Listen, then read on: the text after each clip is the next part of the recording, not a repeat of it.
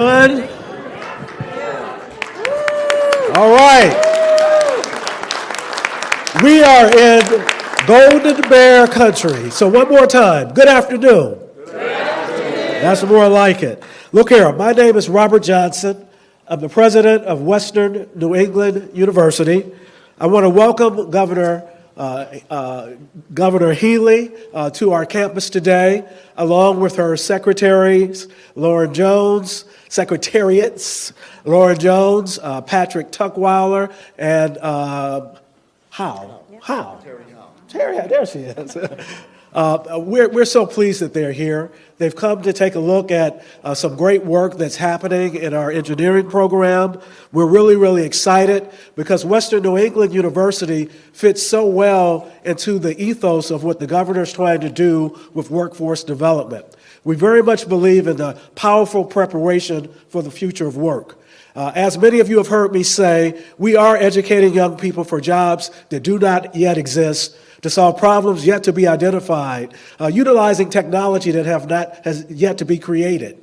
We are looking at the opportunity with our advanced manufacturing program here at Western New England University to stand up some training that will be unique for this region, but will create a workforce that will be second to none to help employers throughout the Commonwealth.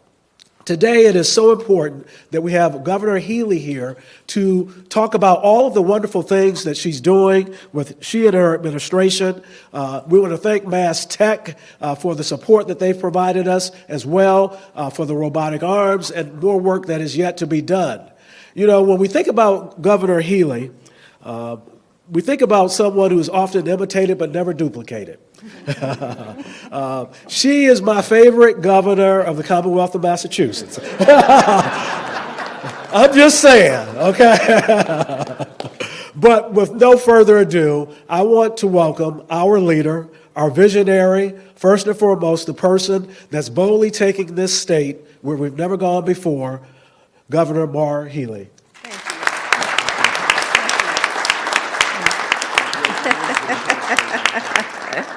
Oh, well, great to see you. And I wish I could be duplicated. It would help me cover more parts of the state more regularly. But I got to say, President Johnson, it is a treat for our team, and we really are a team. That's how our administration rolls. And you folks appreciate that here in Springfield, especially, not too far from the Hall of Fame. We are very much a team, and so that's why you see so many of us here today. This is how we get things done. And I just want to thank you for the invitation to visit this incredible university. It's a real gem. It's something very, very special. And we just saw that, having had the chance to tour a couple of classrooms, spend time with professors and students who are utilizing some of the economic development funding that we are once again seeking authorization for from the legislature. But I want to thank you for your vision, President Johnson, because you really understand how to tie education to workforce, to growth and opportunity for people, and you brought that here to Western New England University big time. It's an honor to be joined and stand alongside fantastic colleagues in government. Representative Carlos Gonzalez, appreciate you and all that you do. You can give him a clap. Work together on a lot of issues, especially issues of economic empowerment, and really appreciate your advocacy big time. And always great to stand with Mayor Sarno. Over the years, we've worked together on a lot of fronts, and proud to be alongside you here today in the great city of Springfield. Let me reference to our team. It is important, and there's a reason why. You know, we don't operate in silos in our administration because the fact of the matter is the problems that present and the challenges that present really require collaboration across all of government. And so it is not uncommon for you to see folks from each of these secretariats in the same room for these events. It's how we actually get things done. I want to begin with our Secretary of Economic Development, Yvonne Howe. She's hit the state by storm, doing a fantastic job. You'll hear from her shortly about not only her economic development plan, but importantly, the legislation that we recently filed. So Yvonne Howe is here. We also have We also have our Secretary of Labor and Workforce Development, Lauren Jones. We were just together with our Senior Advisor, Roger Burnell, up at the building trades, just up the road. And Lauren is doing a fantastic job doing something that hasn't been done before in that secretariat in government, and that is standing up a whole program with an undersecretary dedicated to apprenticeships, because we want young people from Western New England working in addition to learning, all at the same time. And I'm looking out at some fantastic employers and others here who I know can put talented people to work, including talented people I see up in the back there who were showing off to us a little while ago with robots and all. And finally, our Secretary of Education, Pat Tutwiler. This is our Secretary, Pat Tutwiler here. And, you know, Pat's in charge of making sure that we make the right investments all the way from, you know, the earliest days in a young person's life all the way through higher ed, and the kinds of investments that we're looking to make, improving access to vocational schools, to our community colleges, to our state colleges and universities is critical, and he's got an eye on workforce and also economic development, and that's why he is here. Our CEO, Carolyn Kirk, and the team from Mass Tech Collaborative, thank you for the amazing work you do, getting funding out the door to great places like Western New England, and our industry partners who are here today. Kristen Carlson, you'll hear from her, president of Peerless Precision, a small but mighty advanced manufacturer based in Westfield. And then Mike Tomasi, president and CEO of AccuRounds, and importantly, co-chair of the state's Advanced Manufacturing Collaborative. We're here today to talk about the Mass Leads Act, which is the economic development bill that we recently filed. This is an act that would make sure that we are investing in every sector of our economy across every region of this state. It's designed to keep us a global leader in certain sectors that we already own and don't want to give up on, relinquish, and it's also designed to make sure that we're growing in new areas, new sectors where we think we have tremendous opportunity. Today we chose to come to Western New England because it is the perfect place to highlight the bill's focus on advanced manufacturing and robotics. We just took a tour and got a glimpse of advanced manufacturing and robotics at work. We saw students working with robotics devices, learning how to weld using augmented reality, which is incredible. You can go in, you can learn how to weld without even getting close to a flame, and it's just incredibly cool what is out there in terms of the development of cutting-edge tools that help develop cutting-edge skills that will power us forward. Now, the Mass Tech Collaborative and our administration, where we come in, and thanks to the funding from our legislature, we're providing some of the funding that enables the setting up of these labs and these spaces, funding the very technology and the robots that we just saw being used.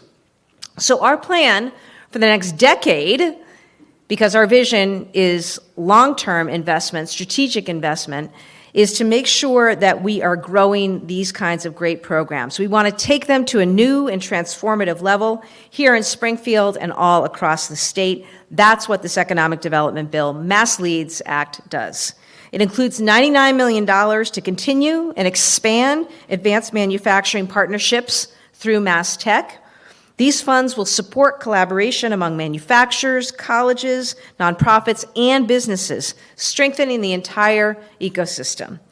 It also contains a new, and this is new, a $25 million investment in what we're calling our Robotics Investment Program. Do you know just last year, Massachusetts was only second to California in venture capital investment in robotics. We were second in the entire country in VC funding for robotics. People know this is a place to come, and we want to use that and grow that, amplify that. We already have more than 400 companies and 35 R&D programs across 18 campuses, like what you see here. That's amazing. We're already a leader, but we know there's so much more we can do, and so much more we can do working together. Through the Mass Leads Act, these investments and others will scale the kinds of opportunities we see here at Western New England to transformative levels. This is the right time to invest in Massachusetts. You know, just this past fall, we were chosen by the U.S. Defense Department and the Biden administration as the regional microelectronics hub. That's a big deal. That's a big deal. I said at the outset that we were going to make Massachusetts more competitive, more affordable, more equitable, and one of the ways we're competing is for federal funding. To date, since I established an Office of Federal Funds and we've worked to chase every federal dollar out there, we've brought $3 billion back to the state. That's good. And that award is part of the federal government's initiative to restore America's leadership in microelectronics. And the reason I mention that is because the coalition is headed by Mass Tech, state government, and Western New England University is a member. So together we worked with a bunch of folks in putting together an application, made a play for this funding, and we were able to land it. And that's going to help us grow our microelectronics from lab to fab and everything in between, creating jobs here in Springfield and all around the state. I want Massachusetts to win. We just met a student who said, what did he say, Yvonne? He said, he loves Massachusetts more than anything. The biggest fan of Massachusetts. Biggest fan of Massachusetts. And we said, well, you got some competition for that. But we love this spirit because we join you as the biggest fans of this great state. It's why we want people staying here, moving here, growing businesses here, expanding here. This is a great, great state with endless opportunity and potential if we work together. And I promise you, you will have no harder working, more competitive administration than ours when it comes to getting after it and getting it done. And with that, I want to turn the podium over right now to our fantastic Economic Development Secretary, Yvonne Howe. Thank you.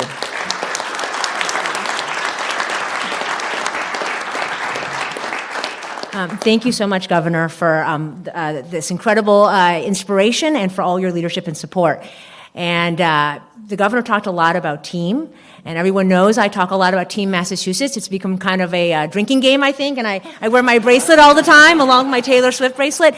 But we do believe in Team Massachusetts, and I especially believe in Team Western Massachusetts. So some of you may know that I first came to this state as an undergrad out here in Western Massachusetts.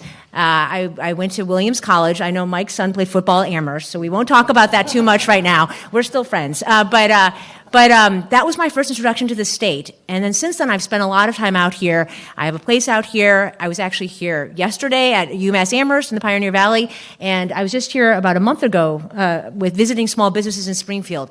You all have an incredible team here in Western Massachusetts. You have incredible academic institutions and leaders like President Johnson.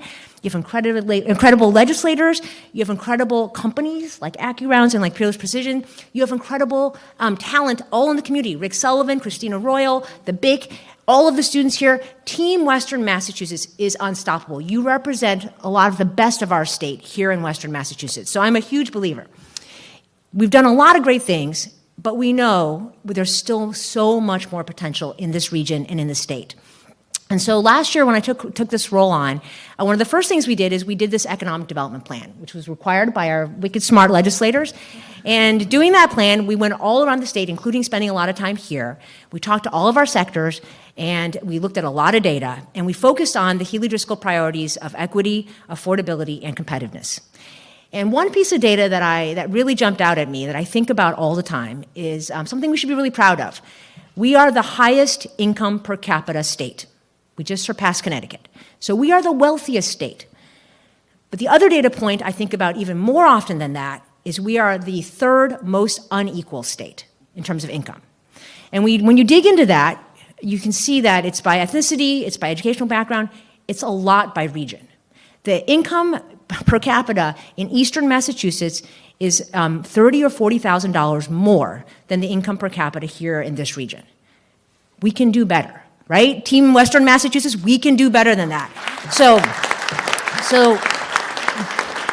So that is why we're here today to talk about this Mass Leads Act. That is why this bill is so important for us to get passed.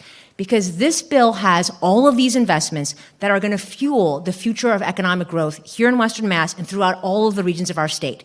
We're going to invest in all these important sectors that we saw today, like robotics, like advanced manufacturing, like climate tech, like AI, and President Johnson is actually on our AI task force. So we're going to make these investments as part of this Mass Leads Act and create a ton of new jobs, a ton of new companies, and a ton of economic growth to close this income inequality gap and help all regions rise with our state. Now, we're really excited to partner with our legislative team to work on this and to get this passed. Now, some people might say, some people have asked me directly, including yesterday, well, how can we afford this? And I will ask a different question. How can we afford not to do this? And I've been a CFO in my prior life, and I think about expenses really different than I think about investments. Expenses are things you spend money on and then they go away. These are investments that we're planting the seeds that will drive future economic growth and will pay back in multiple returns to our state and to this region.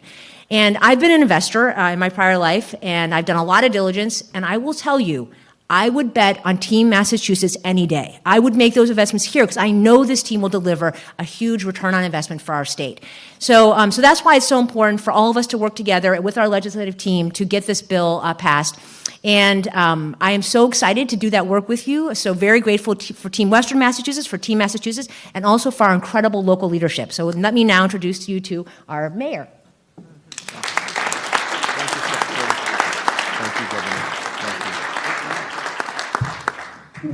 We've come a long way from rock'em sock'em robots, I'll tell you that right now. First of all, to President Johnson, always dapperly clad, it's great to be back up on your campus. We were up here a few months back, your Baja off-track vehicle team and the bridge team that you have competing nationally. And Western New England University is one of the top engineering schools in the state. So President Johnson, thank you for your leadership. To State Representative Carlos Gonzalez, Celsa Economics, to my Chief Development Officer Tim Sheehan, who's also here. To Governor Healey, I'm going to make an analogy here. Governor Healey was an all-star point guard. They run the floor. They call the plays. So she has her secretariats here, and she had Secretary Tutwiler, education, so to educate our population. And then workforce development, so she has Secretariat Jones here, Lauren Jones. And then you have economic development, Secretary Howe. So you have education, workforce development, and labor here. When you put that all together, the governor's calling a play. That all equals a good four-letter word, jobs, J-O-B-S. So it's extremely important with one of the top engineering schools in the state, with Western New England University, and we have one of the top vocational technical schools in the state with Putnam Vocational Technical Academy. We work with our employers with the workforce development. There are plenty of jobs out there. And it's not the old days of your father or grandfather working in a dark, dingy, maybe uncleanly machine shop now. That's why STEM education is so important, math and science. And it can lead to great careers. The average age of a machinist now, let's just say, is 55 years old. So they have to revamp those individuals coming in. So there's the opportunity. And I know I'm going to be introducing Miss Manufacturing, Kristen Carlson from Peerless, but we have some great companies here in the city of Springfield. You have Nash, you have Advance, you have Tyflex, you have Smith & Wesson, all looking for people with precision machining to work. So Governor Healey, I thank you because you and your cabinet have been frequent visitors here to the city of Springfield and Western Massachusetts. And again, remember that equation, education. Okay, then you got labor, and then you got economic development. What does that equal? Jobs, J-O-B-S. Without further ado, put your hands together for Miss Manufacturing herself, Kristen Carlson from Peerless, who's done a great job. And what she did, was a young lady or young man you gave a card to, offering her cards. So she puts her money where her mouth is. Great company to work for. Kristen Carlson. You like that, my dear? I did love that. Thank you. For a long time, I wondered if you actually remembered my name or if you just knew me as Miss Manufacturing. So, well, thank you everyone for having me today. My name is Kristen Carlson, and I am president and owner of Peerless Precision. We are located in Westfield, Massachusetts. We are 48 years old this year. I am second generation owner. It's been in my family since 1997. Unlike the stereotypical average age of most manufacturers, you'll notice I am not a 55-year-old man. Actually, the average age in my shop is now in the 30s and 40s. Yep. So what we do is we are a precision machine shop, and we make small, complex, tight tolerance mechanical components that go into engines, fuel injection systems, hydraulics, landing gear. We have parts that we had a hand in that are going on the lunar landing modules either this year or next year. We make parts for prosthetics, robotics, other medical devices, lenses for giant microscopes that the company that we sell these to was behind developing the camera that caught a picture of the first black hole a few years ago. Most importantly, and I know everyone in this room is old enough to remember this, we are one of three critical component suppliers in New England to the cryogenic submicro cooling systems for thermal imaging, night vision, and infrared cameras. When they found the Boston Marathon bomber in 2013, hiding underneath that tarp in the boat in Watertown, Massachusetts, we had parts in that shop that were running the cryogenic systems. That camera never would have found him if it wasn't for what we make in Westfield.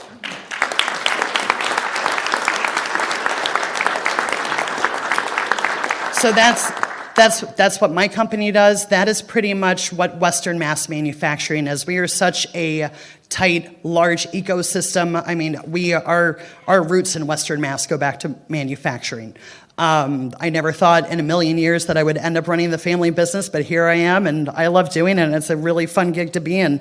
We wouldn't be able to do this if we were not able to collaborate with our fellow manufacturers and the folks at the state.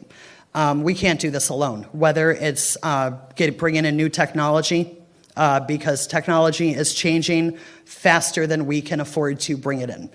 You're looking at any time a machine shop has to bring in a robot, another CNC machine, hundreds of thousands to millions of dollars of investments. Usually we don't do that without knowing the work's coming.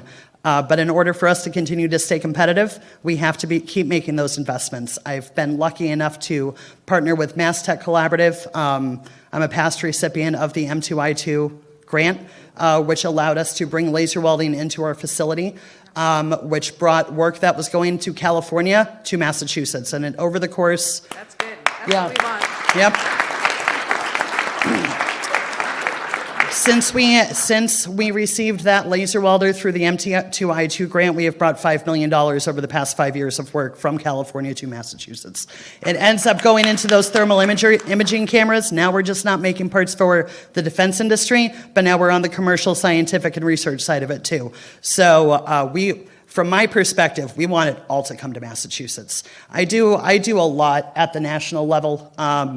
I am chair of the Workforce Training Fund for the state of Massachusetts. I am the new Workforce Development Team Lead for the National Tooling and Machining Association. And I will tell everyone right now that there is no other state in this country that supports the manufacturing industry like Massachusetts does. And the fact that no matter who the administration is, or what things change, either because of a pandemic going on, whatever else, the support is always still there. And that means the world to me. It chokes me up. I hear the struggles that a lot of other companies go throughout the country, and I feel so lucky that we have a shop here to be able to work with our fellow machine shops and also know that we've got a good partner in the state and our local legislators to keep us going. So, the importance, why is advanced manufacturing important in Western Massachusetts?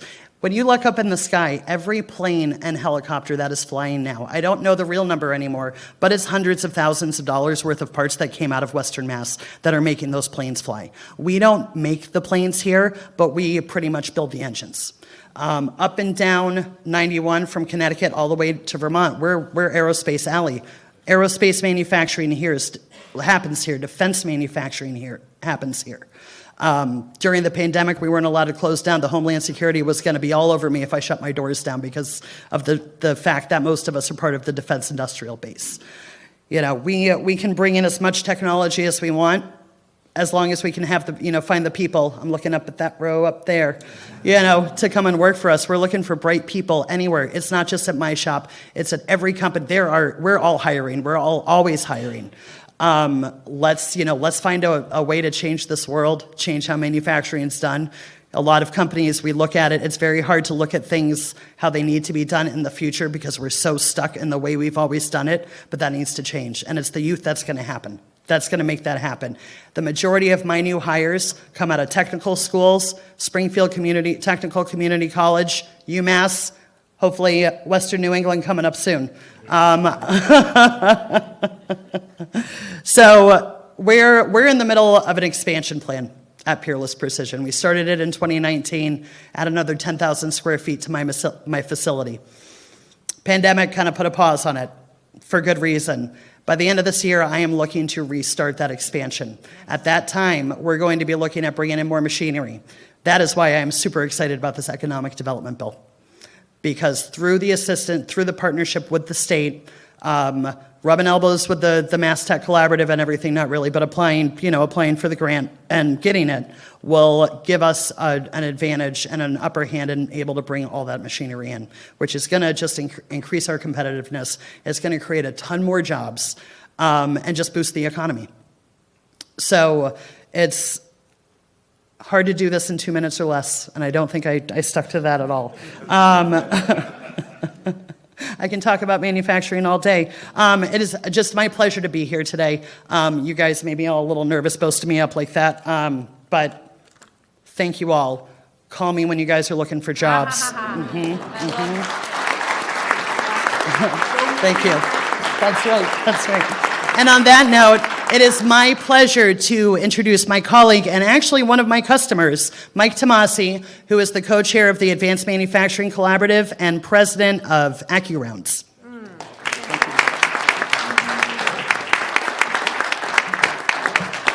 Thank you, Kristen. And what Kristen may or may not know is the parts that she helps us out with, 80% of the world's flu vaccine flows through that shaft. See that? Made in this state.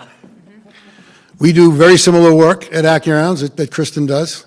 And one other note about Peerless, and I think we've talked about this, but her dad and I, God rest his soul, were stomping on the State House 25 to 30 years ago for funds to be put into advanced manufacturing.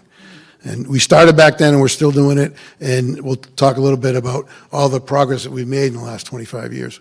But we make shafts, pins, valves for medical, defense, aerospace, semiconductor, robotics. We make shafts for Amazon Robotics. We make shafts for Walmart. It's awful nice to see a wire come in from those two companies every once in a while. Puts a little smile on my face. We have 80 team members in Avon, Massachusetts. I am a second-generation family business owner as well. My father was an immigrant from Italy, came here when he was 17 with nothing, and now has two companies. My brother owns another company north of Boston, and we have over 200 employees combined. So it's a true American story that he lived, thanks to this state. The Advanced Manufacturing Collaborative, I've been involved since inception, which was November of 2011. I've co-chaired for longer than I could admit, but Secretary Howe is my third secretary co-chair, so you can do the math. We have appointed representatives from manufacturing business leaders across the state, as well as government and education. And they are really responsible for adding input to the state's agenda and then taking that and driving it through their circles of influence. And I've been very honored to be part of that action and pleased to see the progress that we've made, especially over the last, I would say, 2 administrations, starting in the Baker administration, who invested and propped up the Center for Advanced Manufacturing out of Mass Tech, who runs a lot of these programs, and now with Governor Healey and her administration, putting forth $99 million for advanced manufacturing, a brand new $25 million for robotics. It's fantastic. The importance of public and private partnerships is crucial. This isn't the easiest state to do business with, but our resources are tremendously rich. And by combining public and private people, we can develop programs, sector partnerships, job-driven training. Those are just one of many examples of successes that we've had in our region and regions across the state. Manufacturing is important, and Kristen mentioned the pandemic. I think the pandemic kind of brought a bright light to what many of us knew, how critical manufacturing is to our state. We pivoted out of the AMC, established a manufacturing emergency response team, and had companies that would take 9 to 12 months to develop a product, in 3 to 4 weeks pivoted to manufacture medical gowns. Ben was a tremendous driver for Mass Tech in driving that activity, but because we had the educational institutions and the supply chain within this state, we were able to save our hospital system. We had doctors on our call, and Ben can attest that if we weren't able to do what we did, they would not have been able to perform all that they were able to perform and get through the pandemic. And what the pandemic also did was bring back work to our state. Our company grew 50% in 3 years through the pandemic, and we continue to grow. We put an addition on 10 years ago. I never thought we'd fill it up. We're starting to bust down old office walls to create floor space. So this economic bill, it's a tremendous commitment. It's beyond anything the state has ever done. Programs like the MMAP grant, we were a recipient. We purchased a robotic arm to actually help in loading and unloading the machine that was making the robot shaft for Amazon. Robots will not replace people. They will replace mundane work so those individuals can get upskilled, earn more money, and be more valuable to their companies. And that's a very important point because there's a misnomer that gets sent on that. So by taking advantage of that grant, all the workforce training fund dollars that are going to be that have been placed and will continue to be placed across the state through competitive bids, we need to train up our team to continue to keep businesses that exist in the state and attract new businesses, not only for innovation. We're known as the #1 innovation state in the country, but we produce here. We produce a lot. So on behalf of the AMC, on behalf of all our OEMs, our SMEs, our startups, I really want to thank Governor Healey, her entire administration. She has a tremendous, tremendous staff, and I've interacted with many of them, for their continued and stepped-up commitment to our industry. We need those training dollars. We need those investments in capital so we can compete. Technology, what used to be, robotics in the early stages, which we now have, and 3D printing and big data and machine monitoring, that's it. Those are in our companies now. Now it's the artificial intelligence you saw today. Now it's augmented reality. Now it's virtual reality. We need investments and partnerships to help us invest, get our team trained up, integrate those technologies into our company so we can remain competitive and remain as a leader in the country in manufacturing. One last comment about the robotics sector. We compete with California. Ira Moskowitz runs the ARM Institute in Pittsburgh. He used to be a co-chair before the secretaries of the AMC. I worked with him. Pittsburgh and Boston like to vie for who's the most creative in the startup, but just because Ira's there, he says that, but I think Boston is really the true foundation of robotics, and we want to maintain that. So again, thank you very much, Governor Healey. I'd like to welcome you back to the podium. Thank you.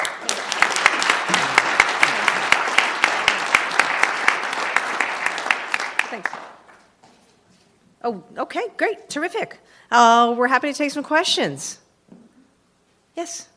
I wondered if you could address the Western Mass question a little bit more specifically. What are the specific ways this act will help Western Mass, and especially if it's raising all regions the same, how will it be inequity? Yeah, no, I appreciate that question. Look, I said at the outset, the first time I ever ran for office, I started my campaign in Western Mass. That was 2013, and my commitment remains true. It does remain true for Lieutenant Governor Kim Driscoll, who sends her regards, and it's why I believe this administration has leaned in like no other when it comes to time spent in Western Massachusetts, engagement, partnership with so many public, private, not-for-profit. We've done a few things. I increased resources to our Western Mass office. Lamar Cook is here today. It's his birthday. I'm sure this is exactly where he wants to be. And also just the kinds of programming, right? Creating a rural director, for example. And we never had that before in administration. There are a number of communities in Western Mass affected. But, we'll speak a little bit more about the specifics of the economic development bill. I'll let Secretary Howell handle that.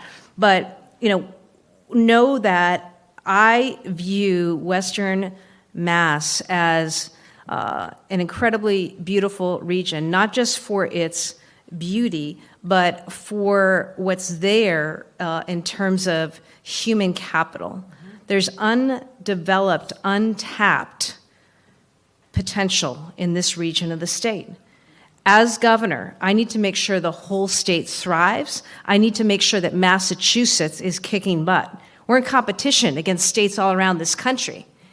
And the secret sauce to that is working more directly, more intentionally with Western Massachusetts, with our mayors, with our legislative partners, with our incredible academic institutions, with our businesses. That's how we're going to get this done for our state. And it is super, super exciting.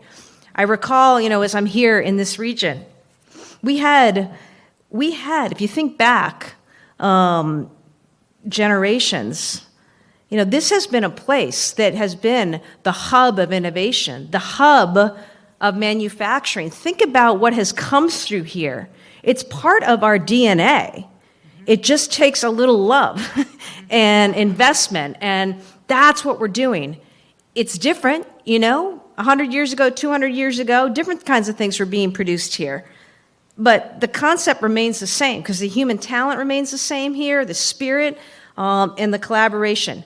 In terms of investment, we're talking just outside about the kinds of investments that my economic development bill is going to re-up for places like Western New England. You're going to see equipment in classrooms. You're going to see resources for programming that's going to actually enable these students to get out and fill the positions that Kristen and Mike and others need filled.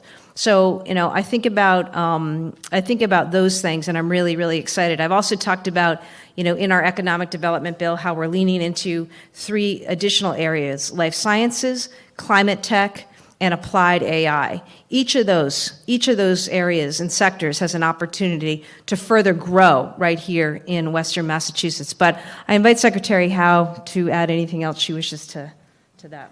Yeah, that's a great question, and obviously everyone knows that Western Mass is my happy place, so we think about this a lot.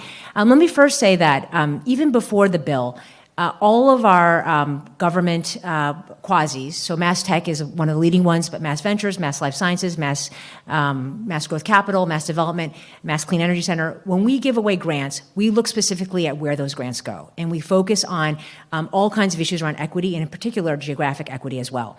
The other thing is that Secretary Tutwiler, Secretary Jones, and I lead the Workforce Skills Cabinet. And as we look at where we invest in workforce skills, we're looking at the whole state, and especially at this awesome talent that the governor mentioned in Western Mass. So we are ready to do a lot of work here, but as I said, there's more to do.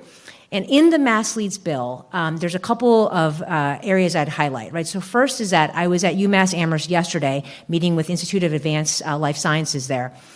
The governor has made a very bold move to reauthorize life sciences. We worked very hard as a team, Massachusetts, to win one of the 2 federal hubs for ARPA-H, President Biden's big moonshot in healthcare. So we've won this federal money, and we are reauthorizing life sciences. One of the exciting things about this reauthorization is thinking about how can we really take on this next phase of life sciences. So not just the awesome discoveries and the awesome patents coming out of our universities, but also all of the workforce, all of the biomanufacturing. And so we already have a lot of great success stories starting to happen where we have Moderna building plants outside of Boston and Cambridge. We have, Ultragenics expanding north, and we have a bunch of other firms expanding here out west. So that is a big focus of this new life sciences reauthorization is how do we think bigger and across the whole state and across all kinds of people of different backgrounds benefiting from life sciences. So that's one chunk in the bill. The second thing I'd highlight is climate tech. So what's exciting about climate tech is not only do we want to be a leader in fighting climate change, which we already are, first ever climate chief, all of our ambitious targets, but we want to be the leader in creating jobs and startups and economic growth. And the great thing about climate tech is there's opportunities across all of our regions. We were at the BIC, I don't know when that was, Ben, and they were saying, we have so much opportunity here to think about things like solar and about batteries and about fusion. And so as you think about, and all of our coast, I was in South Shore last week, all of our coast has opportunities on offshore wind. So climate tech is a diverse bucket, and in this bill, in the $1 billion we propose, are opportunities for all different parts of the regions to grow climate tech. And it also creates all kinds of different jobs. So we need the science, but if you look at things like Commonwealth Fusion, taking the science and now having 500 jobs in Devens. You look at places like, Sublime. I was just there this morning. building carbon neutral concrete, now expanding to Holyoke with a big factory. And so there's lots of opportunities across our regions in climate tech, and that's a big piece of that part of the bill. The last thing is, we've talked a lot about all of the advanced manufacturing and robotics. Maybe I'll highlight a couple other things that we haven't talked about. One is that we have proposed a big piece of this as a regional hub development for technology. So we were really, really excited. We worked together under MassTech's leadership to win CHIPS in Science. We want to win every federal grant, but unfortunately, they're not going to give everything to us. And so this region in particular, Springfield, for example, worked really hard to put forward a grant on quantum, to be a leading hub in quantum. Now, we didn't win the federal grant, but that doesn't mean we shouldn't still lead. So the idea in this Mass Leads bill is even when we don't win the federal grant, how do we still have the resources from the state to accelerate and amplify the region? So this is a really important part of the Mass Leads Act, is this regional tech hub idea, for example, quantum in Springfield. And then the other things that are maybe a little bit less tech relevant, but very important for Western Mass, we have a whole section here on a rural designation for our rural towns who really need the economic help, and we have a lot of those in Western Massachusetts. And another sector that we're very excited about is the creative economy and tourism. We have a lot of that. We're so lucky in Western Mass to have the best museums, the best theaters, the best restaurants and hotels and resorts, all these great things, artists, all of these great things here. How do we use the 250th anniversary of the founding of our country as a way to amplify that and use this as a reason to celebrate and bring people from around the country and around the world to our state, and especially to Western Massachusetts, to drive the creative economy and tourism? So that's also featured in our bill. So there's a lot of different things in here for Western Mass, and we need to work together to bring this to life. But I agree with the governor. There is so much opportunity here, and this is an awesome team. We can make this happen. Thank you.